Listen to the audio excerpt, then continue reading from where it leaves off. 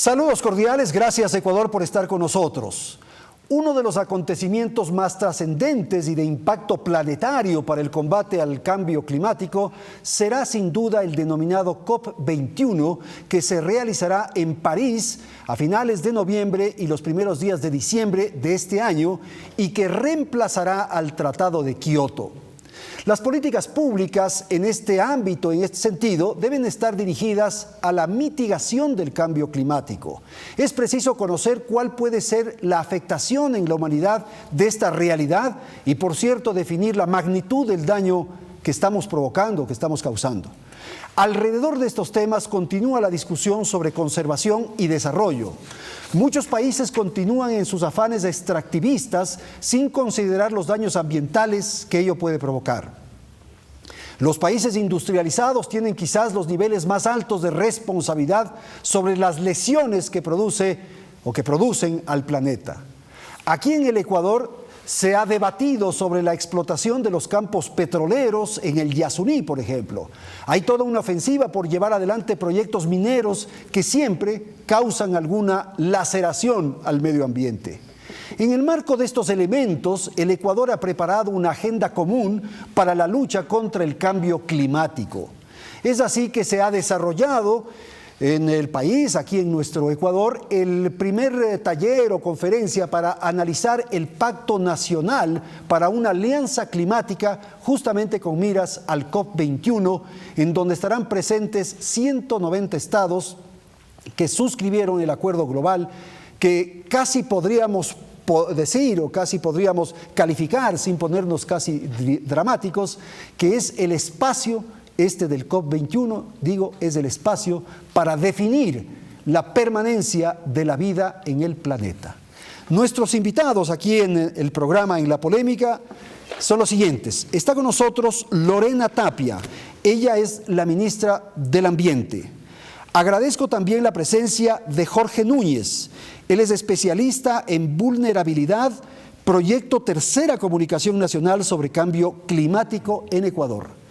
Agradezco también la participación de Diego Zorrilla. Diego es coordinador residente del Sistema Nacional de Naciones Unidas en el Ecuador, del PNUD. Y agradezco que nos acompañe Henry Imba. Henry es líder del movimiento latinoamericano y caribeño de jóvenes frente al cambio climático. Gracias entonces a quienes están alrededor de esta mesa. Dejo constancia que las expresiones vertidas durante este programa son de exclusiva responsabilidad de nuestros invitados. Y vamos a empezar, y voy a dar la palabra a Diego para comenzar. ¿Cuál cree usted que es un poco la responsabilidad que tiene esta generación, que tenemos nosotros, frente a lo que está ocurriendo en el planeta, en el tema que vamos a tratar? Adelante, le escuchamos. Muchas gracias Andrés, y un saludo a todos los participantes y a todos los televidentes. Creo que estamos frente a una responsabilidad absolutamente histórica. Es una responsabilidad histórica que tiene esta generación como consecuencia de las acciones de generaciones pasadas, pero no podemos pasar la pelota de la responsabilidad a la siguiente generación porque será demasiado tarde. El mundo está sufriendo un fenómeno de recalentamiento, de cambio climático debido a la actividad del hombre.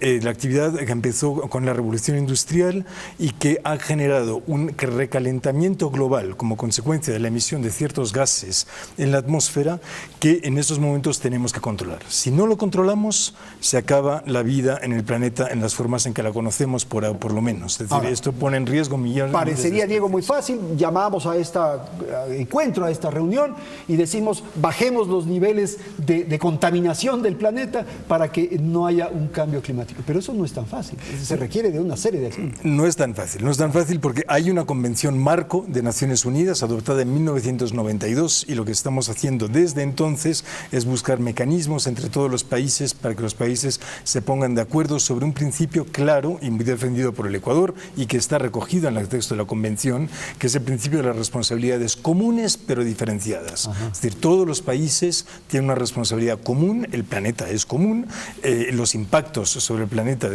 son comunes, pero la responsabilidad de los países es diferenciada y tiene que ver con elementos históricos, tiene que ver con su contribución efectiva al calentamiento climático y tiene que ver con su nivel de desarrollo. Los niveles de responsabilidad son distintos y yo dije algo en la presentación respecto a la responsabilidad que tienen, por ejemplo, los países industrializados. ¿Cómo entender esta diversidad que ha dicho Diego frente a los compromisos que tienen los estados y los países dependiendo sus niveles de desarrollo? Por favor. Evidentemente, este problema que, como Diego mencionaba, no lo hemos causado los países que estamos en vías de desarrollo, que estamos creciendo, que estamos desarrollándonos. Es un problema que atañe a todos porque nos afecta. No nos afecta igual, nos afecta de muy variadas formas en función de las vulnerabilidades que tenemos. Hay que tomar en cuenta que cada país, cada región, cada lugar inclusive, tiene unas condiciones de vulnerabilidad diferentes. Tiene, en el caso de Ecuador, aspectos muy sensibles a los efectos del cambio climático, como por ejemplo los ecosistemas muy frágiles. Tenemos comunidades que desarrollan sus medios de vida en condiciones ya de por sí complicadas, complejas, y si a eso se añaden las variables cambiantes del clima, pues eso hace que estemos en un grave riesgo. Por lo tanto, nosotros como países que estamos creciendo, que estamos desarrollándonos, debemos mirar estas responsabilidades de actuar frente al cambio climático desde dos perspectivas.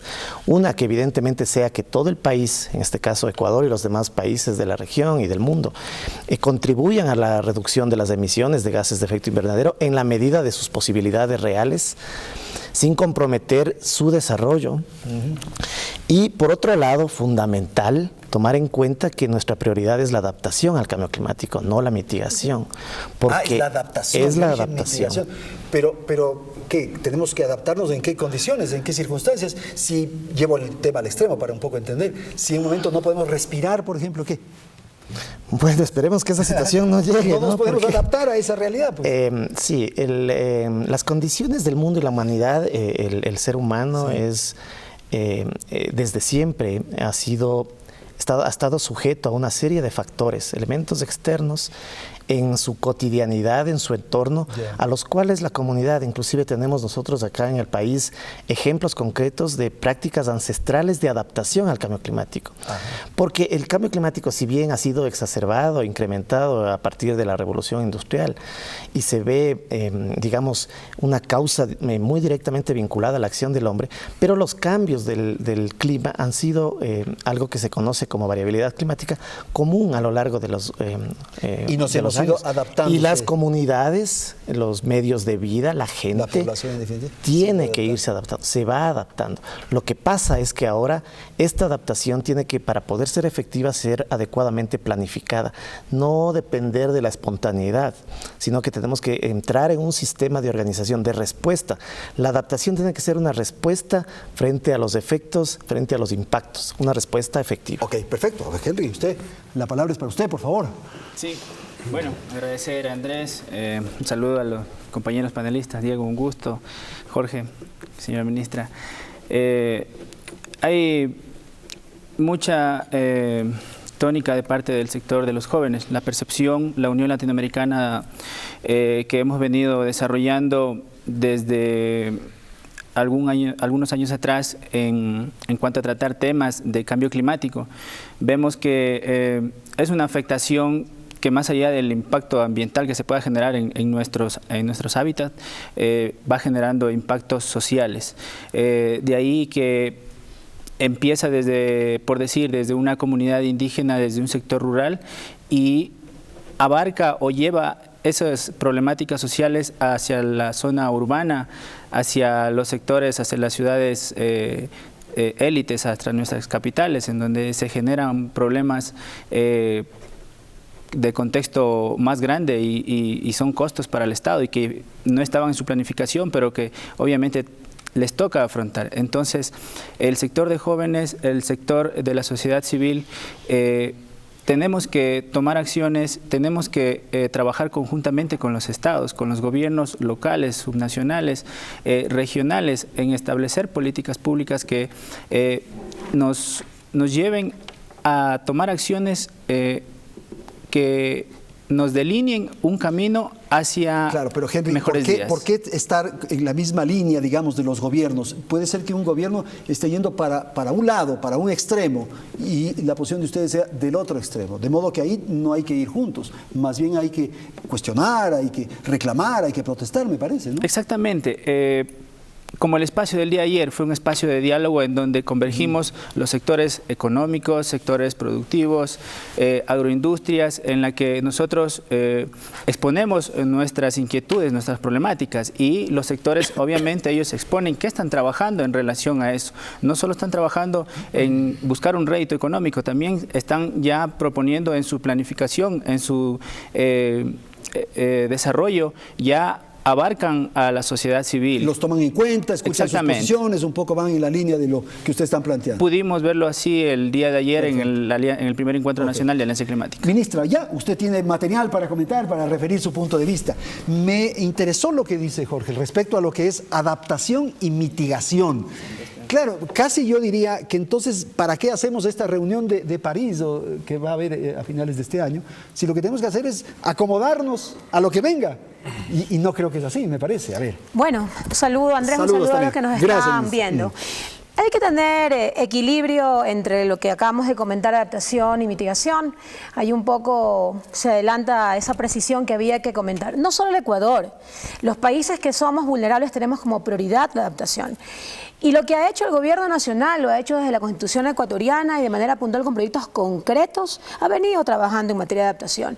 Pero no desde una visión lejana, teórica, sino de la mano de las comunidades. Hay que aprovechar ese conocimiento ancestral. Por eso, esa relación entre la sociedad civil, la relación con el gobierno nacional, es fundamental para hablar de acciones que sean exitosas.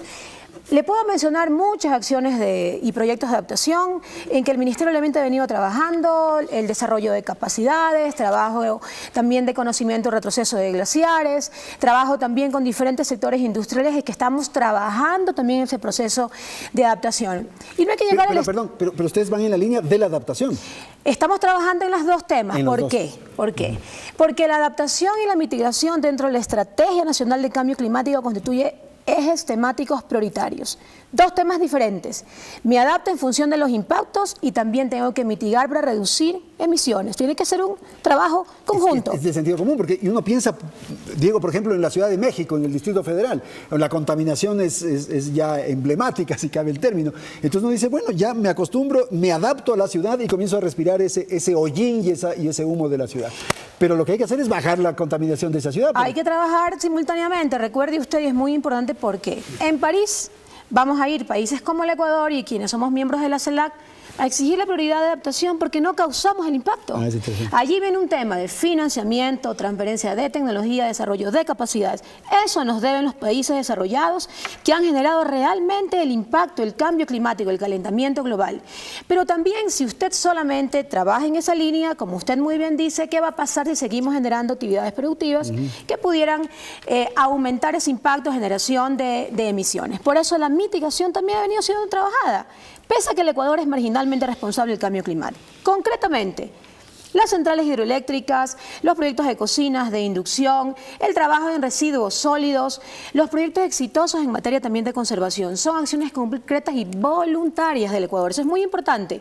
No estamos obligados a hacer eso, pero la política del gobierno nacional, concretamente evidenciada en la Constitución, en la generación de diferentes decretos ejecutivos que hacen al cambio climático una política de Estado, ha hecho que el Ministerio del Ambiente y otros ministerios que trabajamos en conjunto tengamos resultados concretos. Así que a París vamos con una posición sólida, pero también con el criterio que a través del ejemplo, de las acciones concretas podemos exigir. Vamos con una posición sólida, eso significa que vamos con un acuerdo, con un consenso, los distintos sectores que están involucrados en esto. Bueno, ha habido un diálogo. O no necesariamente. Ha habido un diálogo nacional, como se acaba de mencionar, nosotros queremos escuchar las inquietudes, pero también tenemos que como autoridad en este momento, como autoridad ambiental nacional, establecer equilibrio de lo que ha significado durante todos estos años un trabajo en el tema. Cuando hablamos de una posición sólida nos referimos a propuestas a nivel internacional, pero también trabajo nacional. Si usted se sienta en la mesa de negociación internacional, ¿qué puede exigir si no está dando ejemplo con acciones concretas? Ecuador va en este sentido con un trabajo hecho y con el criterio de que a través de acciones concretas damos un ejemplo de lo que significa actuar de manera responsable, pero también exigir a los países desarrollados que actúen. Diego, en estos foros, en estas reuniones que hay, claro, se va con muchos elementos y con muchas propuestas, como diría yo, románticas, si uno quiere ponerlo en esos términos. Porque la realidad, el mundo, la verdad, lo concreto, está en una serie de otras decisiones que se adoptan en otros escenarios. Entonces, mientras ustedes están analizando esto, mientras están preocupados en estos temas, mientras hay una inquietud sobre el asunto, las industrias, las transnacionales, los grupos poderosos siguen afectando. Bien, muchas gracias. No, yo no estoy de acuerdo, no estoy de acuerdo. ¿Cómo no vas a estar de acuerdo? Si es así, lo que te estoy diciendo es absolutamente cierto. Bueno, yo no estoy de acuerdo. A ver, no estoy de acuerdo con esta imagen romántica de que Naciones Unidas habla de la paz y el desarrollo mundiales de una forma completamente romántica y desconectada de las realidades del mundo. Al contrario, lo que estamos aquí generando en estas negociaciones de cambio climático tiene muy poco de romántico. Es decir, la idea inicial es la idea del reconocimiento global, el reconocimiento común de la humanidad, de que no podemos seguir con los patrones actuales de emisiones de gases de efecto invernadero, patrones de consumo, patrones de producción. Esa idea, esa toma de conciencia quizás fuera romántica en el siglo XIX. Ahora es un elemento que debería de permear todas nuestras vidas. Eso es muy bueno, que debería. Porque yo te pongo el ejemplo de Kioto. Lo de Kioto, por ejemplo, también es una proclama, sin duda, que todos tenemos que estar de acuerdo, porque de eso se trata. Pero ¿quiénes han cumplido? ¿Quiénes han acatado? Bueno, pero la diferencia es que ahora lo que tenemos ahora es la búsqueda de un acuerdo global vinculante para todos los estados. Obliga esto a todos. Obliga a todos los estados. Entonces, tenemos ahora una nueva agenda de desarrollo que acaba de ser adoptada. Ecuador, el presidente Correa estuvo en la Asamblea General en una nueva agenda de desarrollo que reconoce que los patrones de desarrollo que tenemos que proponer ahora al mundo tienen que ser sostenibles. Y de hecho, en esta nueva agenda de desarrollo de los 17 grandes objetivos, y detrás de cada uno de esos objetivos hay unos lobbies, hay unas negociaciones feroces en la que participa el sector privado, en la que participa la sociedad civil, en la que participan evidentemente los estados y hay una serie de consultas. 7 de los 17 objetivos son objetivos ambientales. Eso es decir que el tema ambiental está ahora ligado al tema de desarrollo y forma parte. Y para darle a esto una fuerza obligatoria es que tenemos el acuerdo de París, que obliga a todos los estados. Cuando se decía aquí correctamente que a Ecuador le preocupa más la adaptación, esto no significa que Ecuador no esté también haciendo esfuerzos para la mitigación y que tenga que ha presentado una serie de medidas voluntarias de lo que quiere decir que este es el esquema de que los estados presentan unas medidas voluntarias y van a ser medidos en torno a Ministra, ¿y usted es tan optimista como Diego? ¿Usted cree que entonces van a París y se resuelven todos los problemas y estas empresas transnacionales, estas que afectan el medio ambiente, en fin, se van a disciplinar y van a ponerse en cauce y ya está?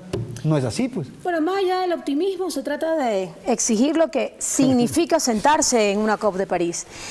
En la COP de París, como bien menciona Diego, es la oportunidad que la humanidad tiene de mostrar acciones concretas. Normalmente, y lo hemos dicho, lo hemos discutido en diferentes espacios, diferentes discusiones sin resultados. Yo ahí sí vuelvo a un tema de, pienso que existe una toma de conciencia distinta, pero más allá de quienes estamos vinculados con temas ambientales, se trata también de una voluntad política. El cambio climático no es un tema ambiental solamente, es un tema político. Modelos de desarrollo, países desarrollados, países que están en desarrollo, cómo equilibramos esos compromisos que en algunos casos son mayores que otros. Ahí el principio de responsabilidad común pero diferenciada, que no es retórica, que es un hecho concreto, a qué estoy obligado, qué debo hacer, a qué me debo comprometer en la COP de París. Así que nos hemos preparado, recuerde usted que Ecuador tiene la presidencia de la CELAC.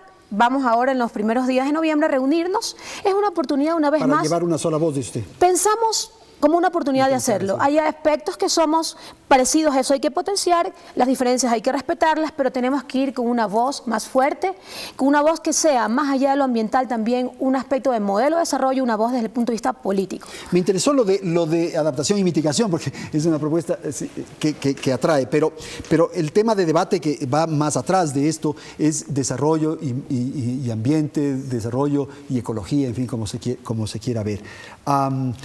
¿Cómo nos pueden exigir a nosotros y esta es una tesis que incluso desde una perspectiva de gobierno, cómo nos pueden exigir a nosotros que seamos cuidadosos y rigurosos y no explotemos y no haya extractivismo, en fin, si nosotros tenemos que desarrollarnos? Bien, empezaré comentando un detalle que tú mencionaste y no quiero dejarlo pasar. Claro. La adaptación no es un tema de acomodarse ni de acostumbrarse. Es un tema de cambio de actitud, de toma de compromiso y de cambio más allá de la actitud del comportamiento. En ese sentido, es fundamental que cuando estamos trabajando, ya sea en la línea de mitigación o adaptación, las acciones que las comunidades desarrollan en procura de ejecutan, más bien dicho, en procura de su desarrollo, justamente van de la mano con este compromiso. Y ese compromiso va haciendo que actúen en beneficio de las condiciones ambientales, pero pensando también en sus posibilidades de mejorar su calidad de vida, el acceso el derecho humano al agua y saneamiento, tener un ambiente sano que les permita disfrutar de los recursos adecuadamente, etcétera, inclusive temas de salud. Por lo tanto, no solo es que nos deben o debemos verlo como algo que se nos obliga o que se nos exige con miras a tener un rédito en el contexto nacional. La adaptación particularmente es un trabajo que se lo debe llevar de abajo hacia arriba, desde lo local, y los reales resultados que se pueden llegar a tener son en ese contexto, bajo unas directrices, unos lineamientos claros del gobierno, la política claramente definida, que es lo que debe enmarcar el accionar, pero el accionar a nivel de los gobiernos autónomos descentralizados, parroquiales, cantonales, o provinciales, o regionales, las comunidades hasta el último ser las humano personas y las familias, claro, exactamente, lógico, que consume demasiada agua, que obedecen a esta el foco actitud de la casa, en fin, todas esas cosas tenemos que aprender. Exacto, a esta actitud, compromiso y comportamiento. Ligar esos elementos hacen viable un cambio real que permita... ¿Y tú ya resolviste el tema de desarrollo versus medio ambiente o no? Bueno, ese es un tema, me encantaría ser parte de las soluciones, ¿cierto? Y hemos venido trabajando en algunos casos en los cuales hemos logrado conciliar. Por ejemplo, llegar a acuerdos con niveles comunitarios, con los cuales ha sido, luego de un trabajo muy arduo, por ejemplo, facilitar, contribuir para que ellos, sus medios de vida, sus vocaciones principales productivas sean apoyadas para realizarlas de manera cuidadosa con el entorno, a cambio de que, por ejemplo, no realicen actividades invasivas en los páramos, por citarte un ejemplo. Entonces, esa es una de las medidas, una de las maneras, una de las prácticas que hemos llegado a implementar. Como dijo la señora ministra, lo estamos haciendo ahora en fases piloto, porque estos procesos son nuevos. Diego decía, estamos un poco tarde, sí, pero todavía creo yo que estamos a tiempo. Estamos a tiempo y son procesos largos y de largo aliento, que hay que darles mucho impulso. ¿Ok? Sí, diga. No, cuando digo que estamos un poco tarde, pero esto podemos retomar en el siguiente segmento, es que... No, hay una cosa... Yo escuchaba una conferencia recientemente sobre un físico que decía que las leyes de la física tienen el mal gusto de cumplirse. Entonces todos nosotros vivimos con una ley que es la ley de la gravedad. Y sabemos perfectamente que si tú dejas caer esto, se cae, ¿no? Y esta es una ley que hemos aprendido todos a convivir con ella y adaptar nuestro comportamiento a esa ley. Esto del cambio climático es un poquito más complicado de entender, pero no deja de ser exactamente igual de cierto. Entonces tenemos que saber que los actos que estamos realizando ahora tienen consecuencias y han tenido consecuencias y ciertas cosas ya han empezado a rodar. Y yo quisiera quizás en el siguiente segmento, Andrés, que podamos ahondar un poquito sobre qué es lo que pasa si no hacemos nada, porque esto requiere un cambio de comportamiento, un cambio de actitud, un cambio cultural. Pero yo tengo que ir a la publicidad, Henry, y te debo la palabra, de modo que apenas retornemos, empezamos contigo. Así que tras la publicidad vamos a continuar aquí en nuestro programa. En un instante.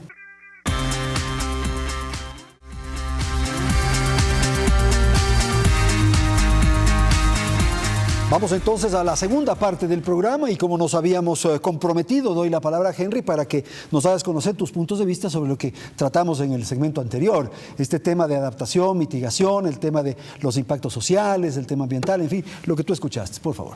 Sí, bueno, desde nuestra perspectiva y nuestra óptica, como venimos trabajando desde varios sectores, no únicamente como sociedad civil, como jóvenes, en temas ambientales exclusivamente.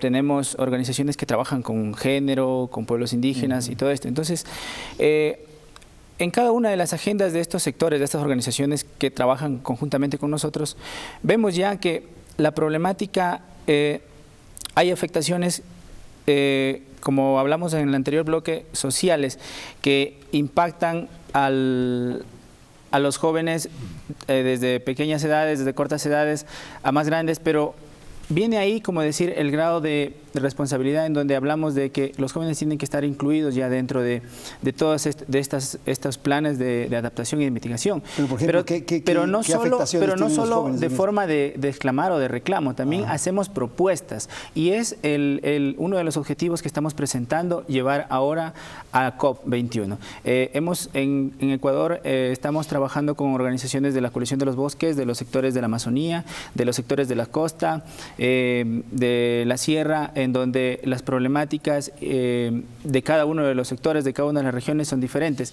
y ahí las propuestas. Entonces, que tienen que acoplarse obviamente al borrador que se va a negociar allá, a una declaratoria mundial de jóvenes que generamos el año pasado en Lima, de los jóvenes, fue la primera declaratoria. Ya tienen una posición, digamos. Exactamente. Entonces, siguiendo esa línea, ahora vamos a pegarnos a las negociaciones en donde más que exigir también es de propuestas y de compromisos. Perfecto.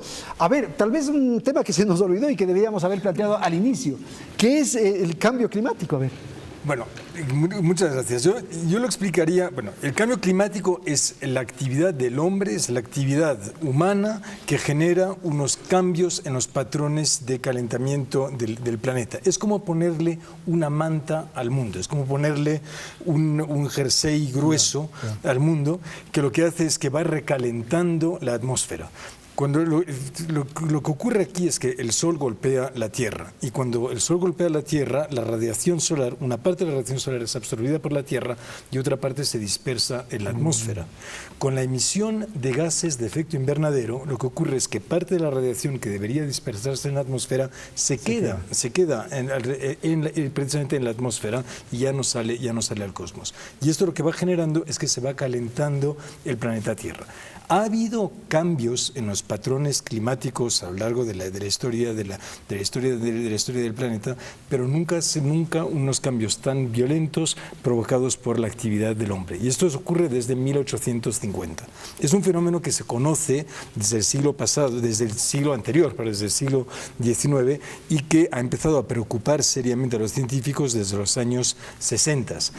¿Y qué es lo que provoca esto? Esto provoca, para empezar, que se fundan los polos, se fundan los glaciares y dentro de los glaciares se fundan los dos polos, sobre todo el polo ártico, y también ahora empezamos a ver una degradación del Antártico. Esto provoca un aumento del nivel de los mares, que por ahora es relativamente modesto, pero que ya tiene impactos dramáticos para pequeños estados insulares. Si no hacemos nada, ¿qué pasa? Si no hacemos nada con los actuales patrones de consumo y de emisión de gases de efecto invernadero, la temperatura media del planeta aumenta 5 grados. ¿Sabes lo que esto significa, Andrés, en términos de aumento del nivel del mar? Estamos hablando incluso de decenas de metros. Si llegáramos a un aumento de 5 grados. Eso significa que la vida, tal y como la conocemos en el planeta, cambiaría dramáticamente. Ahora, ministro, yo tengo una pregunta que le formulo un poco en la línea de lo que está señalando Diego, en el sentido de que el mundo, el planeta, la Tierra, es un ser vivo, ¿no es cierto? Entonces, como todo ser vivo, tiene transformaciones. Y claro, se va envejeciendo, va teniendo dificultades, es como nosotros, ¿no es cierto? Fíjese, a mí ya se me cae el pelo, nos salen arrugas, tenemos úlceras, en fin. Eso tiene que ser, es parte de la vida de un ser vivo. Así es, pero la Tierra y el ecosistema en general también tiene capacidad de recuperación natural. Y esa capacidad de recuperación natural se ve afectada en la medida en que no tomamos acciones de adaptación y de mitigación. Eso es importante. Entonces, ahí viene lo que dice Diego, que explicó muy bien, cambio climático. ¿Qué es lo que ha pasado digamos, durante mucho tiempo? Muchos hemos pensado que el cambio climático sigue siendo retórica, que es teoría, que no lo vivimos. Hoy lo estamos viviendo, por tanto, usted ve una respuesta ciudadana, del ciudadano común y corriente que quiere actuar. Me parece muy interesante, justamente la intervención, que los jóvenes hagan propuestas de la sociedad civil, de acciones concretas, de acciones que signifiquen un compromiso de todos para justamente hacerle frente a lo que usted dice, a esa afectación al planeta, que tiene capacidad de recuperación natural, pero que se va disminuyendo por la irresponsabilidad de nuestras acciones. Ahora, quisiera volver a lo que decía Diego, Jorge, a ver si usted nos puede dar elementos adicionales. ¿Qué pasa si no hacemos algo? Claro, ahí comienzan estas imágenes dramáticas que se comienzan a difundir por las redes sociales. Se ve la Estatua de la Libertad cubierta ya por el mar que ha llegado al tope. Entonces, ¿es así que puede ocurrir o cuál es la lectura que usted hace? Bueno, es muy importante entender el fenómeno del cambio climático como un proceso que involucra a todos los elementos de la vida, del mundo. El calentamiento global, que fue muy bien explicado por Diego, es un proceso que efectivamente se lo viene desarrollando y que básicamente lo que sucede es que, como ya se dijo, la cantidad, la concentración de gases de efecto invernadero en la atmósfera se genera una costra que cada vez es mayor y que impide que los rayos del sol salgan. Al producirse este fenómeno se calienta la temperatura media de la atmósfera y eso ocasiona una serie de repercusiones sobre la biosfera, la hidrosfera, la criosfera, la vida en general, el suelo, las comunidades, los sistemas humanos, la infraestructura. Todos los elementos en la Tierra. Solamente por curiosidad, Jorge, porque yo he escuchado esto con oportunidad del tema del Cotopaxi. Dicen que esto de las erupciones son positivas, que ese es el lado bueno de esto, porque destapa, abre, oxigena, no sé cómo explicar, y que es bueno. Esa es una señal de lo que usted decía, ministra, en el sentido de que la misma naturaleza, el mismo planeta, tiene capacidades de defensa. Digo yo, para poner algún tema de... No es así. No. Más complica, ¿no? Yo no considero, yo que lo complica, porque una erupción volcánica lo que hace básicamente es generar más gases. Claro, es decir, el proceso de alguna manera se va exacerbando más. De hecho, ha habido y hay datos técnicos, científicos, de, por ejemplo, con la erupción del volcán Pinatubo, eso fue un fenómeno detonante muy, muy serio, ¿no es cierto?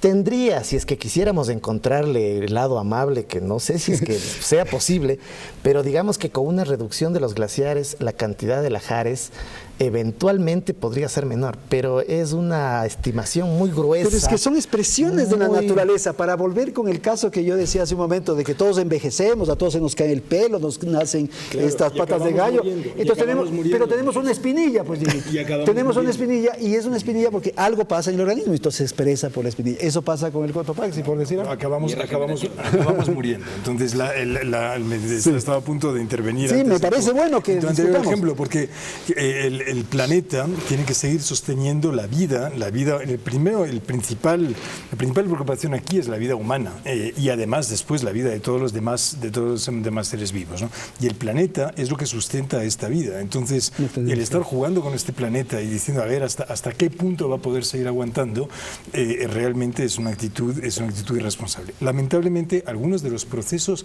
ya han empezado. Lo que estamos intentando aquí en la COP de París es reducir, o sea, mantener el calentamiento climático a no más de 2 grados. Ese es digamos, la propuesta, el presupuesto, como se llama. Ese es el objetivo. E incluso eso tiene ya unos impactos, estamos viendo ya, pero como decía la señora ministra, y ahí va a ser difícil que los 4 no estemos de acuerdo, porque hay unas evidencias científicas que son irrefutables. Pero cuando digo la inmensa mayoría, estoy hablando del 98% de los estudios científicos relativos al cambio climático concluyen, todo el mundo está de acuerdo, la comunidad científica está de acuerdo, concluyen en que es la actividad humana, la actividad económica humana, la actividad de vida de un planeta que tiene cada vez más habitantes. Vamos a ser casi 10.000 millones en el 2000. Ahora, pero ministra, volviendo, yo hago esto un poco de abogado del diablo para tener mayores elementos. todo esto tiene que ver con el altísimo nivel de consumo que tiene la población en el planeta. Estamos consumiendo y consumiendo y consumiendo. Ahora, si usted cierra el consumo, que es la opción para evitar estos daños, estamos afectando a empleos y estamos afectando a economías y estamos afectando a lo social, en fin. Ya te doy la palabra, Henry. Bueno, ¿sí? eso es relativo. Justamente hoy activamos un diálogo nacional de producción y consumo sostenible y vimos datos impresionantes de cuánto se desperdicia. Es el consumo irresponsable que aún tenemos. Entonces, lo que usted decía que tal vez podríamos impactar, no necesariamente. Seguimos haciendo un uso que no es el óptimo y que si pudiéramos reutilizar, igual tendríamos plazas de trabajo. El problema es que no usamos eficientemente bien los recursos. Ahí está la oportunidad, por ejemplo, de la industria de reciclaje, que vemos y pensamos que lo que desechamos no es susceptible de posterior aprovechamiento. Por eso, desde la visión del Gobierno Nacional hay una oportunidad. El reciclaje genera empleo, pero también baja la presión sobre los recursos naturales. Reutilización de neumáticos, reutilización en el caso de botellas plásticas, reutilización en el caso de vidrio. Allí hay una oportunidad y un ejemplo concreto. Industria nacional, mano de obra, fuentes de empleo, pero de manera responsable. De eso se trata la producción y el consumo sustentable. Henry, por favor, de lo que estamos conversando, a ver. Sí, lógicamente desde la realidad en que venimos trabajando, podemos hablar que el cambio climático hay sus repercusiones. Hablamos del sector rural, como al principio lo expuse, ¿no? La problemática de los recursos naturales y que obviamente, ratificando lo que dice la señora ministra, hay maneras prácticas que se pueden ir implementando y adaptando, y no precisamente que son prácticas que podemos introducirlas, sino son prácticas que las generaciones pasadas las venían realizando. Por decir, las prácticas agrícolas que son amigables con el medio ambiente. Entonces, desde la Revolución Verde para acá, que fue el utilizar en los monocultivos, los agrotóxicos que la tierra no produce, entonces la tala indiscriminada, las sequías que se están dando. Entonces, esos impactos van generando una problemática que no se queda ahí, o sea, como lo recalco otra vez, se va fuera de los sectores rurales. Y es básicamente porque, hablando, por ejemplo, en Santo Domingo de las comunidades indígenas que tenemos ahí, o sea, cómo se va perdiendo, y es problema del cambio climático, se va perdiendo su identidad, luego su cultura ancestral que ellos han venido manejando. De cierta manera, por impactos que han sido introducidos por los patrones de consumo, por la necesidad, como decía Diego hace un momento, la demanda que existe nos lleva a hacer uso de los recursos de una manera mucho más grande o indisciplinada, que eso afecta a las zonas. Claro, este es otro tema interesante, Jorge, porque uno diría, claro, lo ideal sería que las costumbres, las culturas, temas ancestrales se mantengan, en fin. Pero eso no es así, pues. Ellos también tienen que cambiar, ellos también tienen que emprender otras actividades, en fin. O sea, eso es así. Es también parte de la naturaleza. Efectivamente. Todo cambia, ¿no? Vuelvo a mencionar un tema que es fundamental, que lo cité hace unos minutos. El hecho de que el cambio climático es muchísimo más allá del incremento de la temperatura y los efectos directos que ello ocasiona sobre la vida del mundo. Implica una serie de afectaciones, una serie de transformaciones en las variables que se manifiestan en las variables del clima, que finalmente se convierten en amenazas. O sea, ha llovido duro siempre, pues, ha llovido torrencialmente siempre. Tenemos heladas, sequías, esos son fenómenos comunes, digamos. El problema es el incremento en intensidad, el incremento en la frecuencia. Estas manifestaciones de los patrones climáticos más severos que ocasionan incidencia directa sobre las comunidades es lo que debemos entenderle a la problemática en sí del cambio climático. Y frente a eso, por supuesto que unas cosas son las que las comunidades y la gente ya sabe hacer, pero no todo eso es posible hacerlo. Y hay muchas cosas que son necesarias porque ha cambiado. Es dinámico las condiciones de vida. Los estados son dinámicos. Tenemos un nuevo ordenamiento jurídico, una nueva constitución, leyes que durante décadas han estado postergadas, como la ley de recursos hídricos. La ley de reordenamiento territorial faculta a que la acción sea tomada por las instancias competentes en los distintos sectores. Y eso nos orienta a que realmente podamos ser efectivos. Lo peor que podemos hacer y ese es un mensaje muy claro, es no hacer nada. Okay. La inacción es lo peor. No podemos quedarnos esperando a que otros nos den haciendo, como decimos en Quito, las cosas. Porque de esa manera lo único que estamos contribuyendo es a ser cada vez más vulnerables. El conservacionismo, a ver, Diego, o ministra, no sé, el conservacionismo, esto de dejar las cosas quietas, de no topar, tampoco, pues. Tampoco. No, claro que no, pero es que yo creo que es un falso debate. Este debate de desarrollo versus conservación ambiental es un falso debate. O sea, es un debate de los 70s, ¿no? Pero ya ha pasado ¿Está un tiempo. superado, cree usted? Está superado. Es decir, ahora tenemos unos nuevos, bueno, lo estamos superando. Tenemos, como decía, unos nuevos objetivos de desarrollo que se buscan asegurar el desarrollo social, el desarrollo económico, pero también en un marco de sustentabilidad ambiental. Estamos viendo China, ¿no? En el crecimiento económico desaforado de China, etcétera, y la producción y la de gases de efecto invernadero y de fenómenos ambientales no deseados. Estamos viendo en las grandes megalópolis de China como esto está impidiendo, de hecho, la vida de las personas, y hay un fuerte movimiento también ahí de toma de conciencia social. Entonces creo que evidentemente no diría que está superado ese debate, pero es un debate de los años 70 que estamos intentando ahora darle soluciones. Y finalmente hay un tema aquí todo el mundo tiene que hacer su parte. Hay marcos regulatorios internacionales que obligan a todos los estados. Hay marcos regulatorios nacionales, que son los que hacen que todo el mundo se adecúe a esos marcos regulatorios. Aquí en Ecuador están bastante desarrollados. Pero luego hay una responsabilidad personal. Y en esto, el Papa, y ahí sí que le tomo la palabra a la señora ministra con la que compartimos espacios muy frecuentemente, el Papa ha sacado una encíclica dirigida no solamente a los creyentes y a los no creyentes, dándole una fuerza moral importante a todo este Esto me parece interesante, esta autoridad moral que significa sin duda el Papa, que conduce, que señala, digamos, un poco el sendero por donde debemos transitar. Y algo que decía Diego, que esta es una responsabilidad conjunta. ¿Siempre la legislación, ministra, va a la saga, va más atrás de los impactos y de los problemas ambientales, o qué cree usted? Antes de responder a esa pregunta, también quisiera complementar lo que usted preguntó acerca del debate.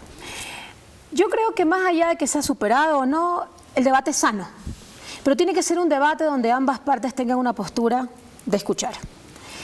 Cuando usted propone y además da resultados concretos de que el Ecuador es un ejemplo a nivel internacional con relación con sus políticas ambientales, con ese compromiso que ha significado hablar de un desarrollo sostenible, porque todos escuchamos qué es el desarrollo sostenible, los tres pilares, lo ambiental, lo social, pero también lo económico tiene que estar atendido. Y ahí ese es el reto que la autoridad ambiental tiene que tener, ese equilibrio. Ahora, usted me mencionaba si la normativa está, digamos, un poco atrasada frente a lo que está ocurriendo, ¿no? Bueno, yo pienso que Ecuador en eso tiene mucho que decir.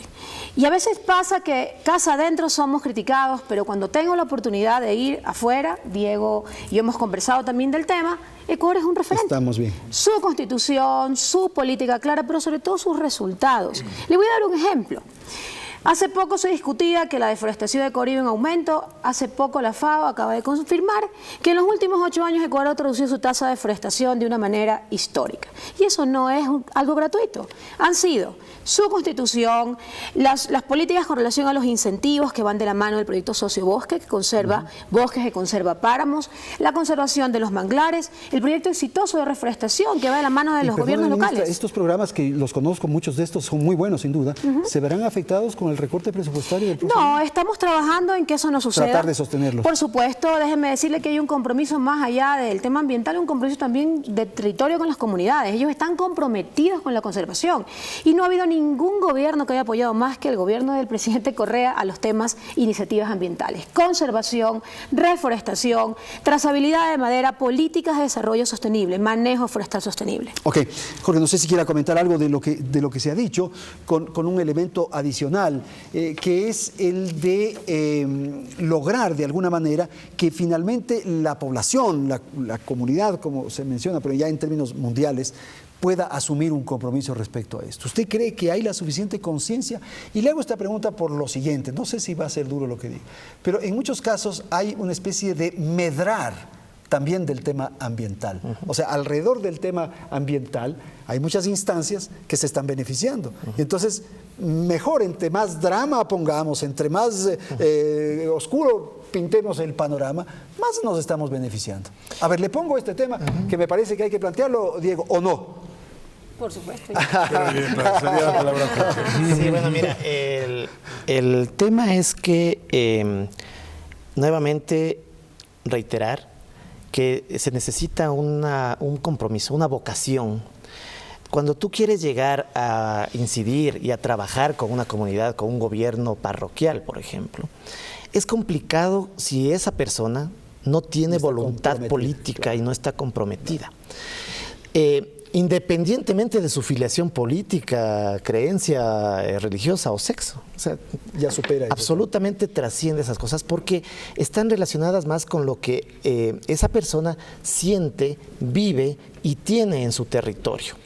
Cuando un presidente de una junta parroquial, un alcalde o un prefecto realmente tiene voluntad, más allá de la disponibilidad o no de recursos, las acciones que oriente a través de las ordenanzas, reglamentos, disposiciones, etcétera, y fundamentalmente acciones que se plasman en la inserción de la variable de cambio climático en sus planes de desarrollo y ordenamiento territorial.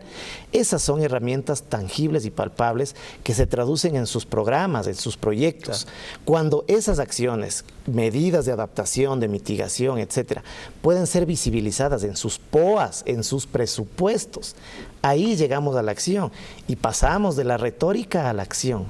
Yo siempre aprendo, ¿qué son los POAs? Los POAs del Plan Operativo Anual es la herramienta básicamente. A ver, profesora, le puse lo de medrar, de que no, hay gente que medran de esto, ya. Justamente yo quería complementar la respuesta que acaba de dar, pero también tiene que haber políticas e incentivos del sector público, ¿ya? Si yo espero el comportamiento y la respuesta con diferentes capacidades en territorio, voy a pasar años esperando que haya un cambio profundo. Entonces, tiene que haber políticas e incentivos desde la autoridad pública. Yo le voy a poner un ejemplo. Residuos, que ha sido un problema y sigue todavía siendo un problema a nivel del Ecuador, no se ha venido priorizando, pero este gobierno le ha dado acciones concretas.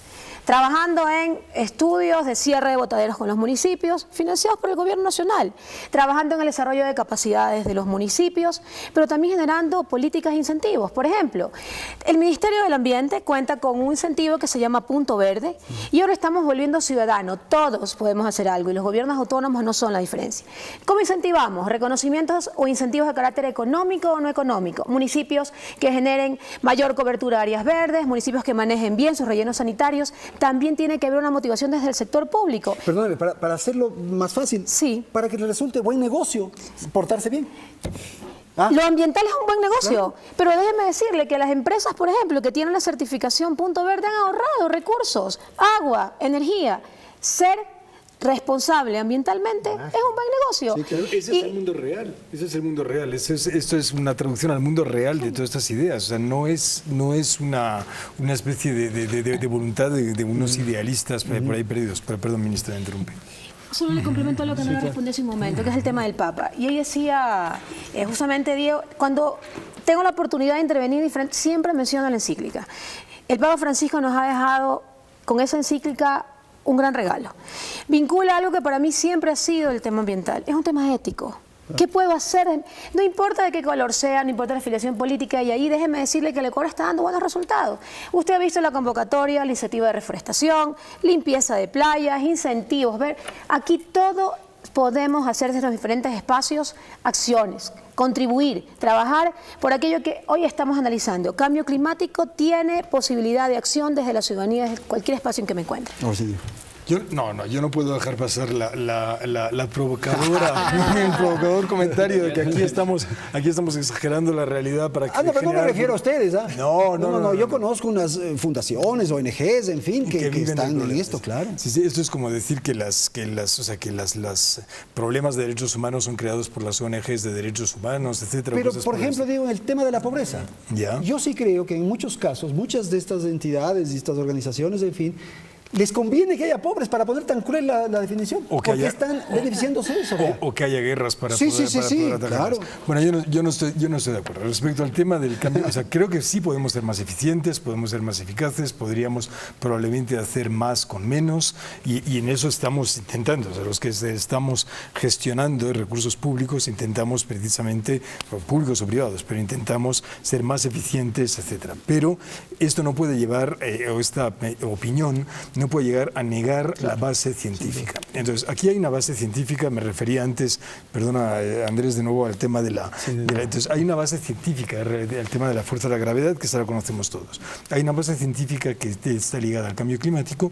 Esa base científica es indisputable y esa es la que lleva a acciones políticas. Esas acciones políticas, para luego traducirse en algo, tienen que convertirse en marcos regulatorios y que tienen que permear y llegar hasta los niveles más bajos. Y para eso hace falta tener unas ciertas burocracias y unas alianzas con la sociedad civil, unas alianzas con los movimientos de jóvenes, con la empresa privada, para asegurar que todo esto ocurre. En Ecuador, en concreto, en el campo de la adopción de políticas públicas en materia de medio ambiente está muy avanzado. Y es por eso que Ecuador realmente es uno de los países aventajados por el fondo, el GEF, el Fondo Medioambiental Mundial, que toma a Ecuador como referente para muchas de las políticas públicas que se adoptan. Claro que hace falta hacer muchísimo más. Hace falta que esos planes, esa estrategia nacional de cambio climático que tiene Ecuador y el Plan Nacional de Cambio Climático tiene que llegar a los niveles más bajos de la administración. Y para eso hay una serie de instrumentos, pero tenemos que seguir trabajando como estamos haciendo para asegurar eso. Voy a un corte comercial y volvemos enseguida con el tercer segmento del programa. En un instante.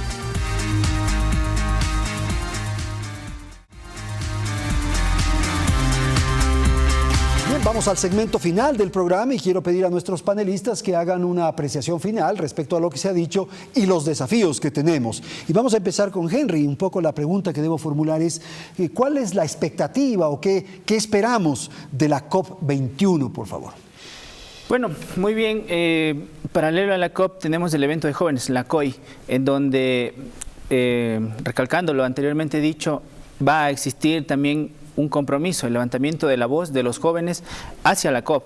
De la COP, luego de las negociaciones, luego del acuerdo climático, que se espera que sea muy vinculante, que sea cooperativo entre todas las naciones, todos los estados, el año 2016 va a ser muy fuerte, va a marcar mucha trascendencia, en donde empezarán planificaciones, empezarán más movilizaciones, una agenda de trabajo muy transversal en este tema, o sea, sobre todo el cambio climático, que es lo que vamos a tratar a París. Para así empezar desde el 2020, o sea, con acciones y a concretar las propuestas que llevemos desde cada uno de nuestros estados, desde cada uno de nuestros sectores, de nuestros targets. Más bien,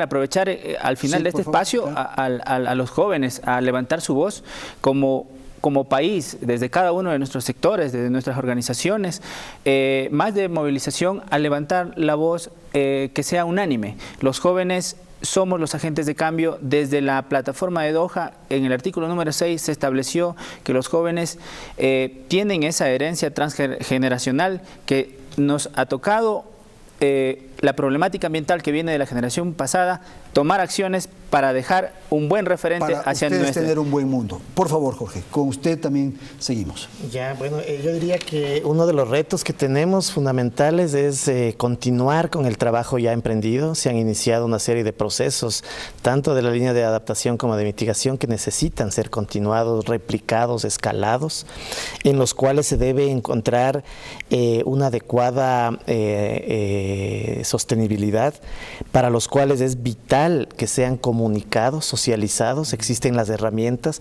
Uno de los ejes fundamentales dentro de la gestión de cambio climático es el compartir, el socializar la información. Todo lo que tenemos a nivel país, los avances, los errores, los aciertos, las ventajas y las desventajas de los emprendimientos que se han tenido, necesita ser comunicado, ser conocido por la academia, por los investigadores, por los tomadores de decisión fundamentalmente, para que utilicen esas herramientas y puedan tomar justamente las decisiones correctas. Estos procesos deben ser, como digo, sostenidos. Para mí ese es un reto fundamental, más aún en tiempos de crisis, en tiempos de dificultades, no solo financieras, sino en general ambientales, sociales, políticas en los cuales hace falta ir dando continuidad a estos procesos. Okay. Gracias, Andrés. Mira, a mí me toca hablar mucho de Naciones Unidas, claro, siendo el representante de Naciones Unidas aquí en Ecuador, coordinador, y a veces encuentro que es difícil traducir a la gente, al señor que nos está viendo en Manabí, en Guayaquil, aquí en Quito, en cualquier otra parte del Ecuador, es difícil traducir cómo estos conceptos que se negocian en negociaciones internacionales a las que se ha hecho referencia llegan a la vida cotidiana, ¿no? Es decir, la nueva agenda de objetivos de desarrollo sostenible, ¿qué significa para mí? Bueno, yo creo que hay un tema en el que esto es más fácil, es el tema del cambio climático. Entonces creo que tenemos ahora una oportunidad para una toma de conciencia real de todos los países y de todos los ciudadanos, de los 7.000 millones que somos en el planeta, sobre las consecuencias catastróficas que tendría no hacer nada.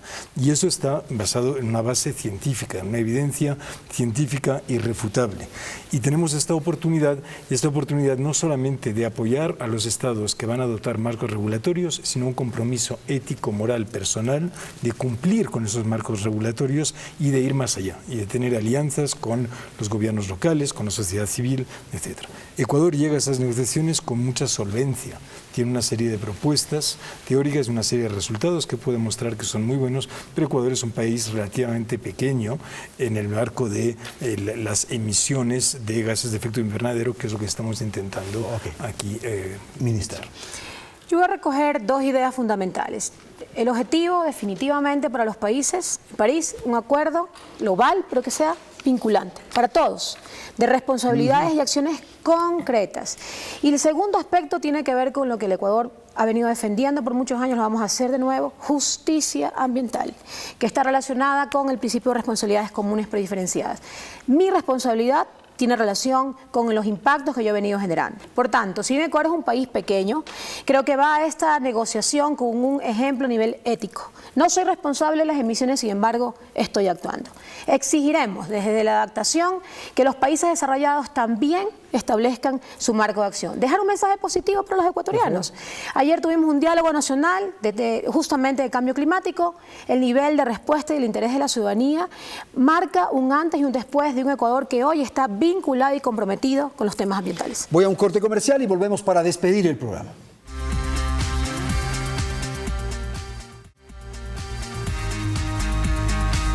Bien, aquí nos despedimos. Quiero agradecer a Lorena Tapia, Diego Zorrilla, Jorge Núñez y Henry Imba.